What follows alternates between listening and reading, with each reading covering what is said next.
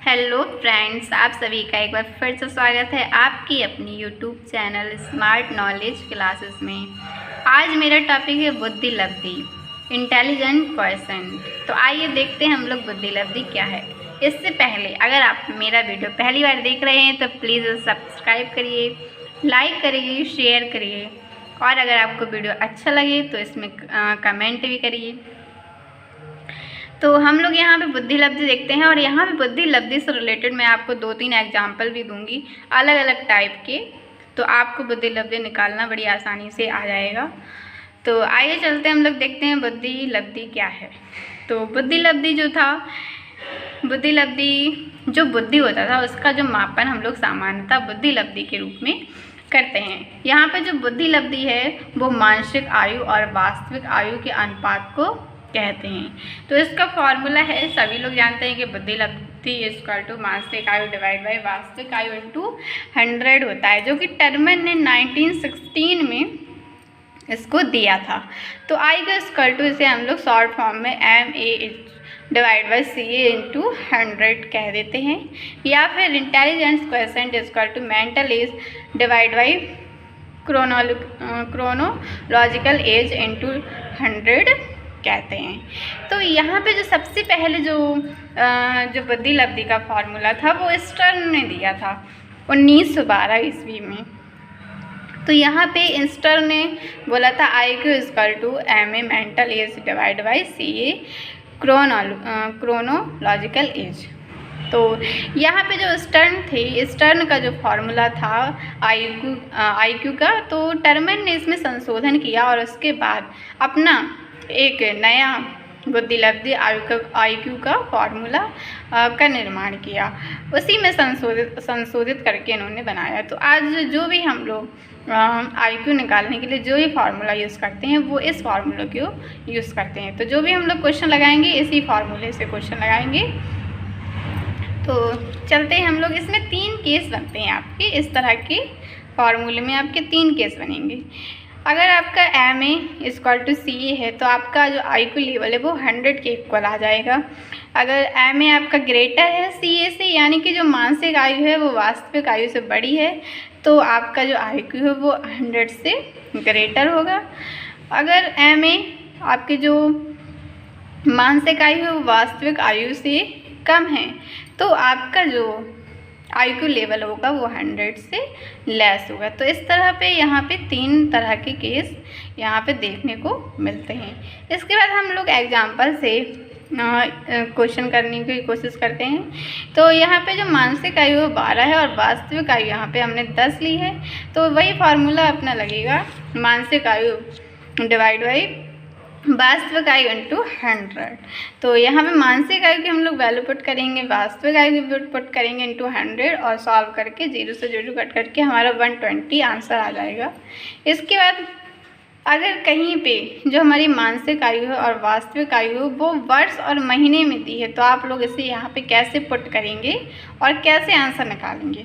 तो यहाँ पे जो वर्ष है 8 वर्ष से 2 माह है, तो यहाँ पे 2 माह जो लिखा हुआ है इसे हम लोग वर्ष में कन्वर्ट करेंगे। तो 8 और वर्ष में कन्वर्ट करने के लिए हम लोग यहाँ पे 12 से यहाँ पे डिवाइड करेंगे। तो यहाँ पे हो जाएगा 8 कंप्लीट 2 डिवाइड बाई 12 और इसे सॉल्व करेंगे तो हमारा 8 complete 1/9 is equal to 49 divide by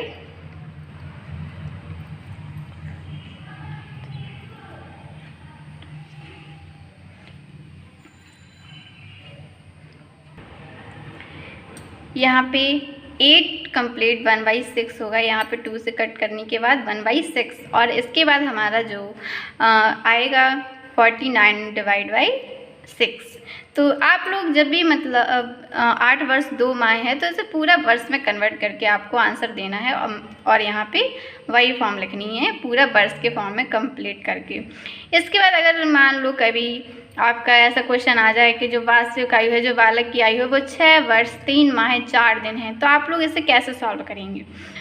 तो यहाँ पे एक पॉइंट नोटिस करने वाली है, अगर जो भी दिनों की संख्या है वो 15 दिन से अधिक है तो हम लोग ये जो दिन है इसे पूरा एक महीना मान लेते हैं और यहाँ पे महीना ऐड करके हमारा 4 माह हो जाएगा, 4 माह हो जाएगा, 4 माह। अगर 15 दिन से कम है, जैसे ये फर्स्ट क्वेश्चन है, यहाँ पे लिखा हुआ है 6 वर्ष 3 माह 4 दिन, तो ये 15 दिन से कम है, तो ये दिनों की संख्या यहाँ पे हम लोग हटा देंगे, तो ये पूरा जो बन जाएगा 6 वर्ष 3 माह, और इस 3 माह को हम लोग वर्ष में चेंज करेंगे इसी तरह से जैसे मैंने पहले बताया था, और उसके बाद हम लोग मानसिक या फिर वास्तविक आयु की जगह ये रखेंगे, वास्तविक आयु की जगह रखेंगे इसे। अगर मान लो कि 6 वर्ष 3 माह 16 दिन है, तो ये 15 दिन से अधिक है, तो इसे हम लोग पूरा 1 माह मान के यहाँ पे जोड़ देंगे, तो 6 वर्ष 4 माह हो जाएगा। तो फिर हम लोग इसे वर्ष में कन्वर्ट करके इस तरह से इसकी वैल्यू निकाल के और वास्तविक आयु की जगह रख सकते हैं। तो इस तरह से ये 3 टाइप के क्वेश्चन मैंने आपको बताए हैं। अगर वर्ष माह में आ जाए तो भी आप लोग कर लीजिएगा, और वर्ष माह और दिनों में आ जाए तो भी आप लोग इसे कर सकते हैं। इसके बाद हम लोग देखते हैं आगे जो क्लासिफिकेशन है बुद्धि लब्धि का, उसे हम लोग देखते हैं कि जो बुद्धि लब्धि के आधार पर व्यक्तियों का वर्गीकरण हम लोग उनका क्लासिफिकेशन किस तरह से करते हैं। तो अगर जो IQ है आपका 140 से अधिक है, तो आप प्रतिभाशाली बालक में आएंगे, जीनियस कहलाएंगे। अब 120 और 139 के बीच में होता है तो वो बालक प्रखर बुद्धि का होता है, वेरी सुपीरियर होता है। और 110 से 119 के बीच में आता है तो उत्कृष्ट बुद्धि का होता है। 19 से 109 में आता है तो सामान्य बुद्धि का कहलाता है। 80 से 89 के बीच में तो मंद बुद्धि यानी कि डल कहलाएगा। 70 से 79 के बीच में IQ होता है तो वो निर्बल बुद्धि का होता है। 50 से 69 के बीच में होता है तो वो मूर्ख बालक होता है। 25 से 49 के बीच में आता है तो वो मूढ़ होता है।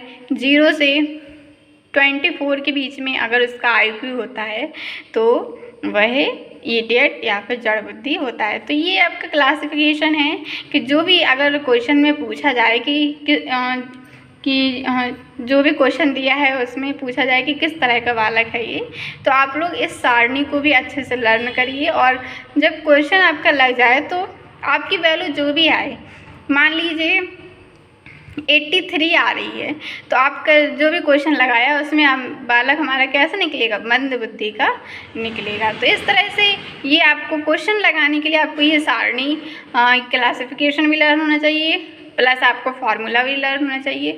उसके बाद आप लोग क्वेश्चन किसी भी तरीके से आए तो आप लोग उसे सॉल्व कर सकते हैं। इसके बाद एक बुद्धि का प्रकार जो थॉर्नडाइक के अकॉर्डिंग है बुद्धि का प्रकार, तो यहाँ पे हम लोग देखते हैं बुद्धि का प्रकार थॉर्नडाइक के अकॉर्डिंग। तो थॉर्नडाइक ने यहाँ पे बुद्धि के 3 तरह से उन्होंने लिया। ये पहला उन्होंने गामक या यांत्रिक बुद्धि, अमूर्त बुद्धि और सामाजिक बुद्धि, 3 तरह की यहाँ पे बुद्धि उन्होंने बताई। जबकि जो गैरेट थे उन्होंने गामक या यांत्रिक बुद्धि को मूर्त बुद्धि के रूप में लिया।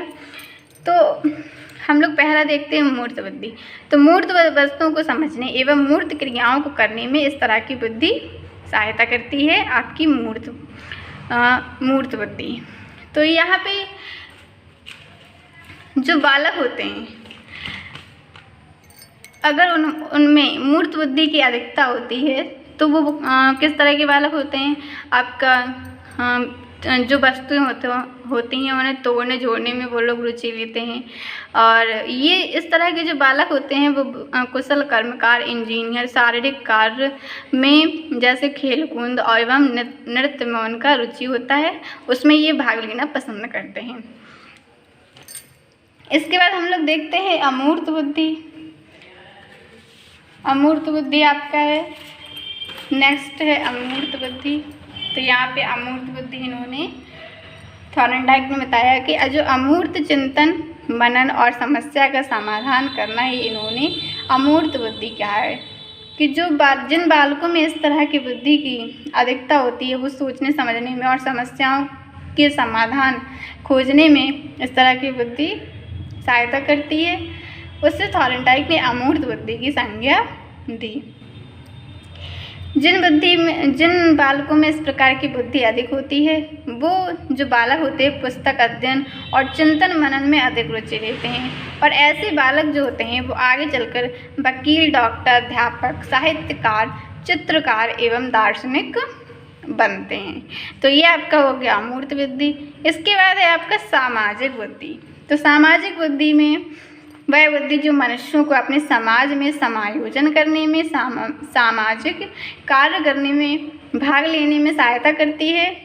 इस तरह की बुद्धि को थॉर्नडाइक ने सामाजिक बुद्धि की परिभाषा दी।